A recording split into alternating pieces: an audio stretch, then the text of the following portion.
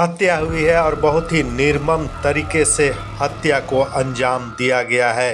यह हत्या कोई और नहीं बल्कि पति ने पत्नी की हत्या कर दी है। पति को यह शक था कि उसकी पत्नी का किसी के साथ अवैध संबंध है और अवैध संबंध के शक में ही पत्नी की हत्या कर दिया। इस बेरहमी से हत्या किया गया है और हत्यारे को पुलिस ने पकड़ लिया है। हत्यारा को पुलिस ने पकड़ करके उसे जेल भेजने की तैयारी में जुट गई है। यह घटना पाकुड़ जिले के सिमलोंग ओपी थाना अंतर्गत घटी है। लिट्टीपाड़ा सिमलोंग ओपी थाना क्षेत्र के मूसापील गांव के गुहिया पहाड़िया ने आपसी विवाद के वजह से अपनी ही अर्धांगनी को, यानी उसका नाम है, उसके पत्नी का नाम है काली पहाड़ी, जो 23 वर्ष की थी, और उसका पति जो गुहिया पहाड़िया, उसका उम्र 27 वर्ष बताया गया है। और दोनों का विवाद इस कदर हुआ कि पति ने अपने पत्नी को पत्थर से कूचकर हत्या कर दिया।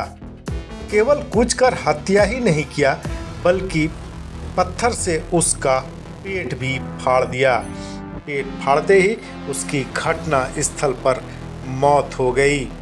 पुलिस घटना के तुरंत बाद अपराधी पति को गिरफ्तार कर लिया। जानकारी के मुताबिक पति पत्नी सिमलोंग हाट गया था।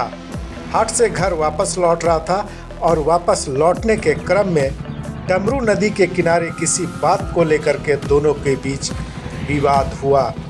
विवाद के बाद पति और पत्नी के बीच गाली गलौज भी होने लगा और दोनों के बीच बात इतनी बढ़ गई कि हाथापाई शुरू हो गया। हाथापाई के दौरान पति गिर गया और उसे पत्थर से चोट लग गई। उसके माथे पर पत्थर से चोट लग गई, जिसके बाद पति आक्रोशित हो गया। आक्रोशित होकर पति पहले पत्नी को दौड़ाया और दौड़ाकर उसे पकड़ा।